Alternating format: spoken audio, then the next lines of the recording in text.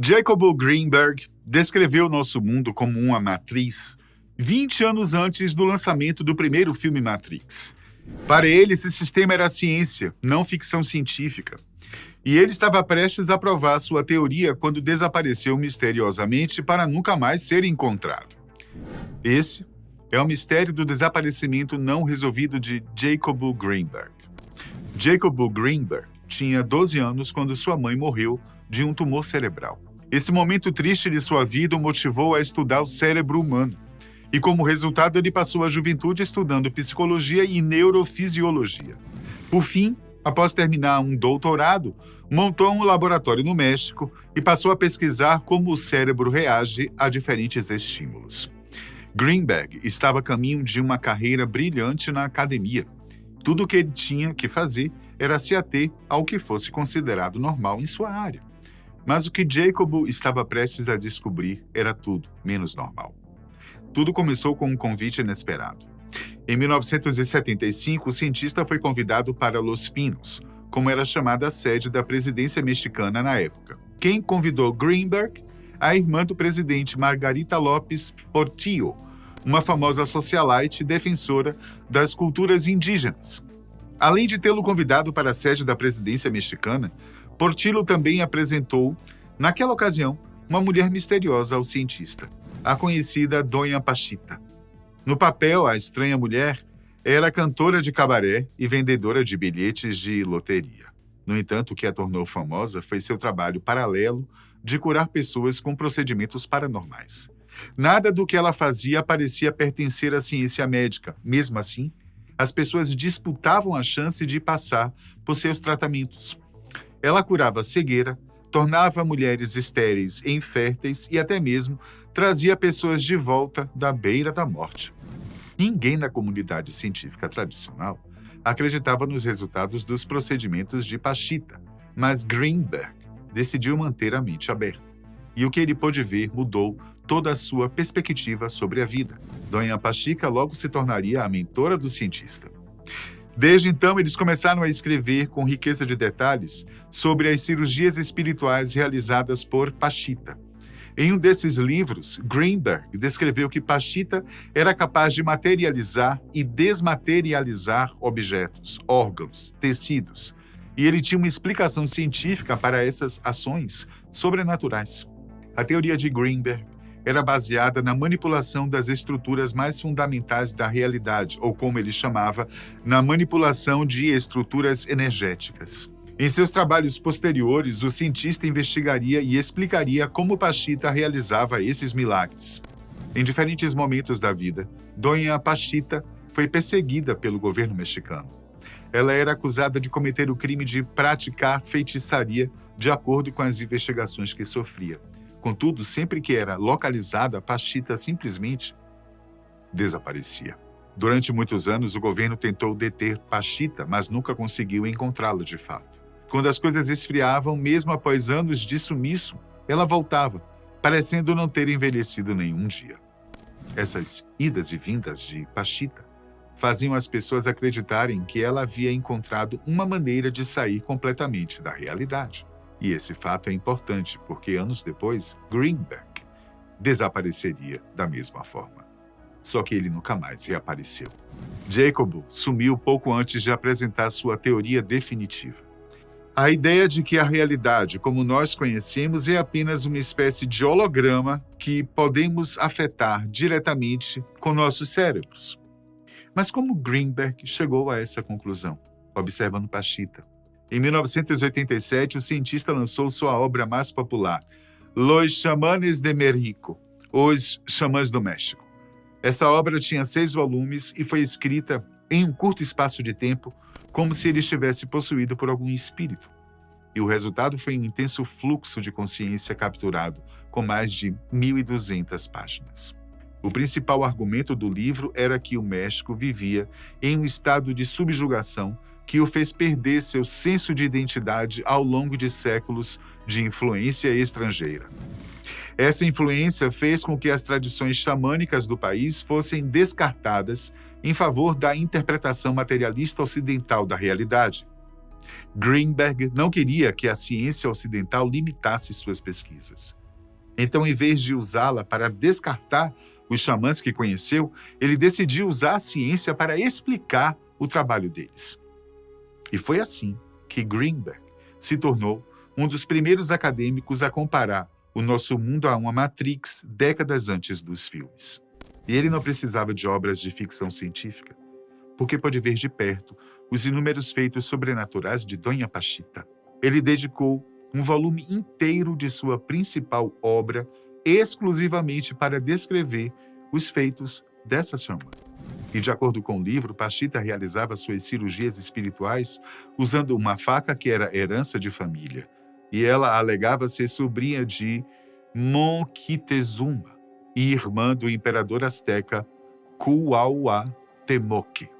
Ninguém sabe explicar de onde aquela mulher realmente teria vindo, muito menos a origem daquela faca. Mas na década de 1970, ela estava sendo usada para realizar curas espirituais milagrosas. Os principais opositores de Greenberg foram rápidos em apontar que ele não refutou nenhuma das alegações feitas por Pachita, incluindo sua suposta ancestralidade. Nem demonstrou ceticismo suficiente ou crítica aos relatos de outras pessoas sobre os milagres. E entre os maiores críticos de Greenberg estavam aqueles que diziam que ele era mais fã de Dona Pachita do que um cientista. Mesmo assim, ele apresentou uma explicação com aparência científica para os milagres da xamã, ou seja, ele utilizou metodologias científicas para realizar seus estudos, mas suas análises nunca foram aceitas pela comunidade científica tradicional. Ele teorizou que Pachita poderia entrar em um estado de energia pura, em que tudo poderia ser alterado, e a partir desse estado ela seria capaz de modificar a realidade, conjurar objetos, regenerar tecidos e órgãos debilitados e afastar doenças, e tudo isso sem contato físico ou medicamentos.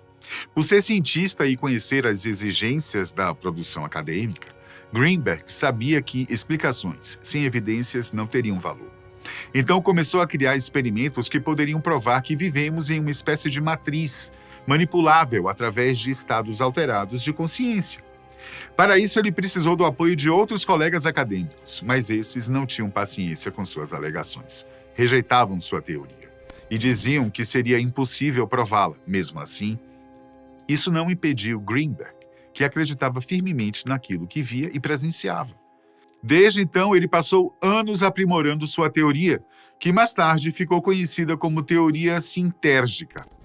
De acordo com ela, vivemos em uma espécie de simulação criada por uma matriz informacional, onde essa matriz seria com um código-fonte e nossa consciência seria o leitor deste código.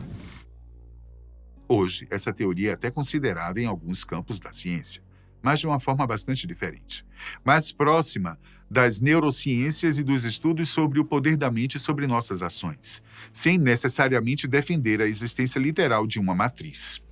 A teoria sintérgica de Jacob Greenberg postula a existência de um campo energético universal, não local, chamado campo sintérgico, que interage com o cérebro humano e molda nossa percepção da realidade.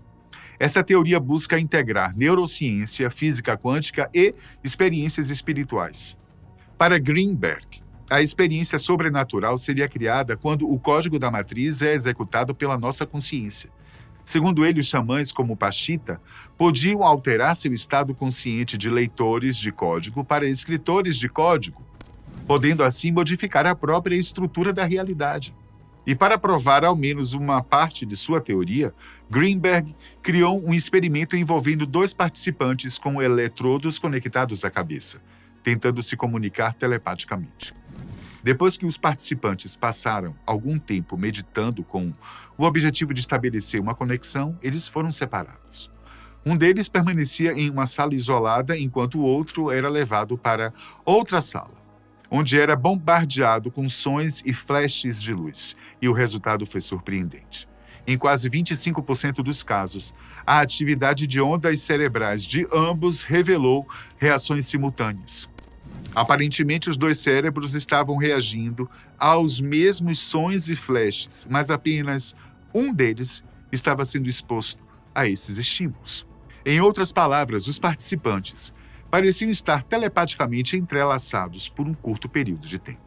Essa foi para Greenberg a prova de que existe um campo universal conectando todas as mentes humanas e que por trás dessa conexão estaria a matriz informacional que rege a própria realidade. Greenberg não foi o primeiro a propor essa teoria.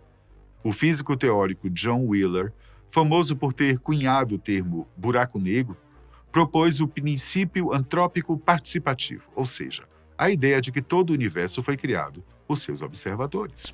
E segundo esse princípio, cada aspecto do universo, desde os átomos até o contínuo espaço-tempo, deriva sua existência de informações que seriam inúteis sem um observador. Lembre-se de que 99,99% do universo é composto de espaço vazio e apenas 0,01% é matéria. E ele vai ainda mais fundo. Esses 0,01% de matéria, praticamente tudo é composto de átomos. E 99,99% de cada átomo também é espaço vazio.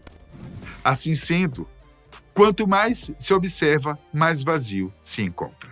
Portanto, segundo essa teoria, não é exagero dizer que a realidade em si seria composta apenas de informação. Na época de Jacobo, essas teorias não eram levadas a sério. Mais recentemente, a hipótese da simulação ganhou força, e muitos intelectuais começaram a se abrir à ideia de que podemos realmente estar vivendo dentro de uma simulação. O físico matemático Frank Tipler foi o primeiro a levar essa ideia adiante, em 1994.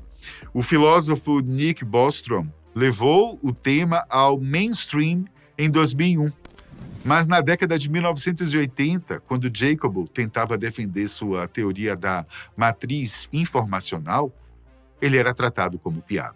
Enquanto era ridicularizado pela comunidade acadêmica, Greenberg despertou a atenção de um grupo inesperado, a Agência Central de Inteligência dos Estados Unidos, a CIA, que na época investigava fenômenos psíquicos, visão remota e telepatia. Todo o trabalho desenvolvido por Jacobo estava entre os materiais estudados pela CIA para o projeto Stargate. Com esse projeto, a agência tentava encontrar maneiras de utilizar leituras de mentes, visualização remota e guerra psíquica para propósitos de segurança nacional. E aqui surge um ponto crucial. Se tais fenômenos não existissem, por que haveria um projeto federal dedicado justamente a explorar essas habilidades?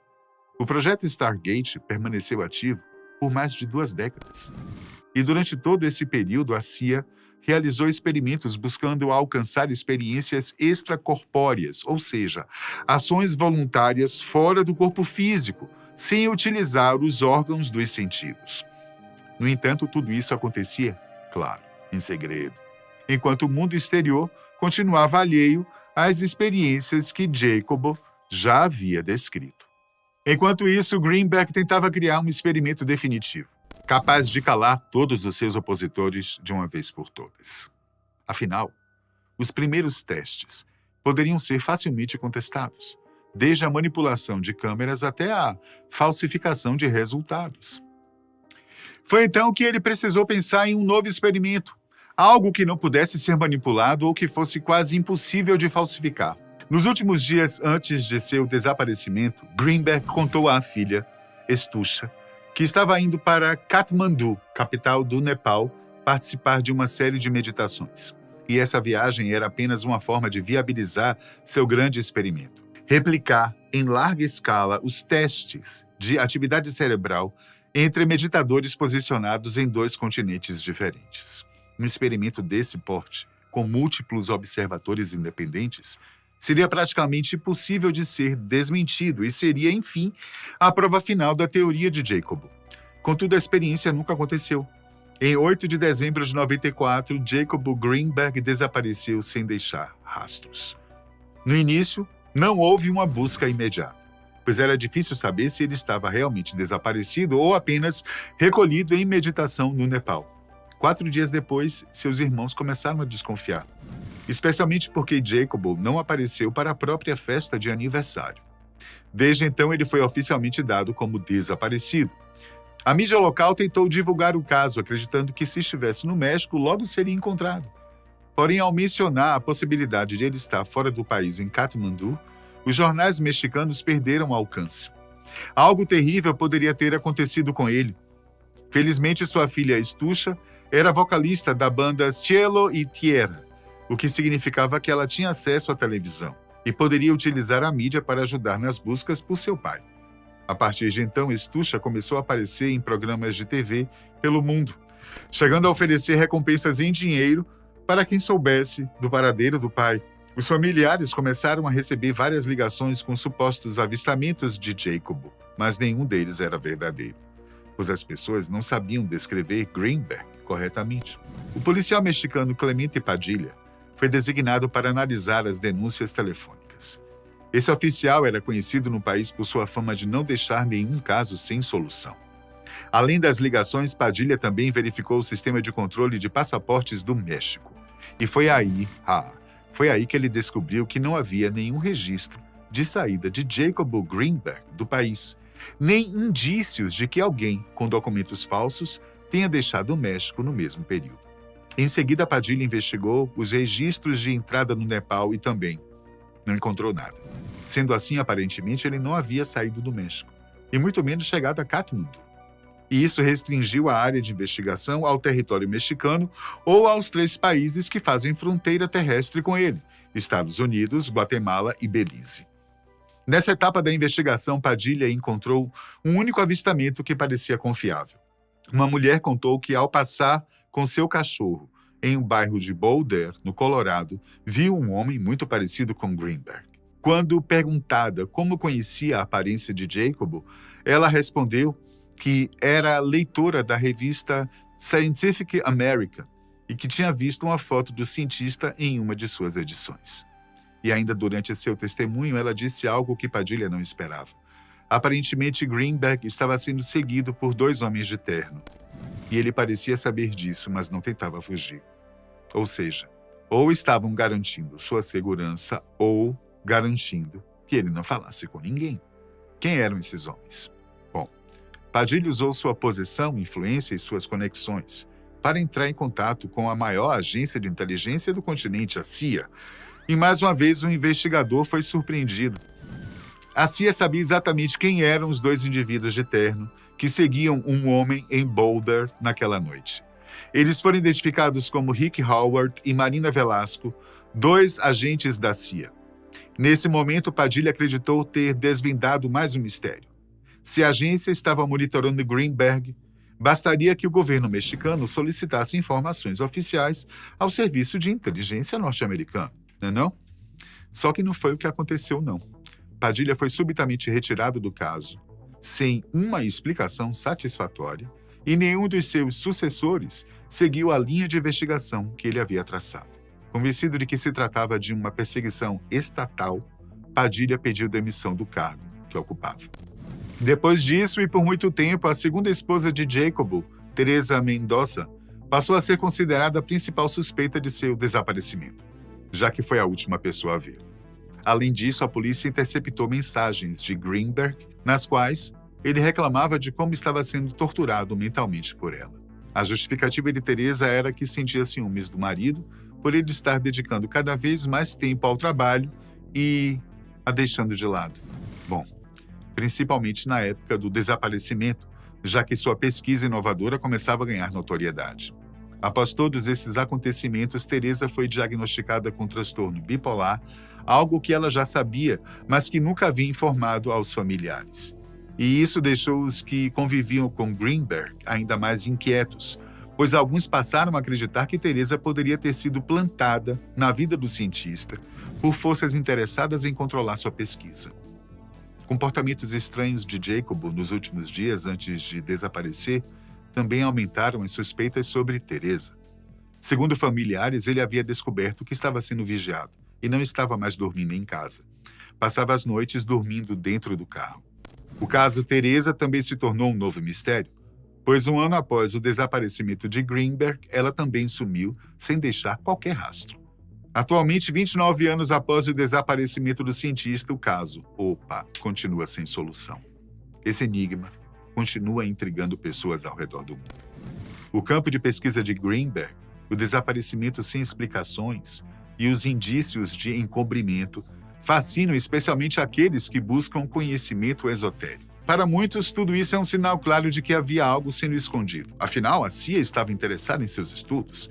E a última pessoa que supostamente viu o cientista afirmou que ele estava sendo monitorado pela própria agência e mais. Documentos desclassificados do projeto Stargate mencionam o nome de Greenberg entre os envolvidos. Talvez o plano de Jacob de viajar ao Nepal e finalmente provar sua teoria tenha incomodado a CIA. O problema, pelo menos do ponto de vista deles, é que esse mistério acabou espalhando ainda mais as ideias do cientista. A hipótese mais plausível, segundo alguns, é que Greenberg tenha entrado em um programa de proteção da própria CIA e passado o resto de seus dias trabalhando secretamente no projeto Stargate. Sendo assim, outro mistério se apresenta. Será que realmente vivemos nesse holograma proposto por Greenberg? Será que a Agência Central de Inteligência dos Estados Unidos sabe que vivemos dentro de uma Matrix que pode ser controlada com a consciência? Se aprendermos a manipulá-la, seremos como os deuses? Fica a pergunta e até o próximo vídeo.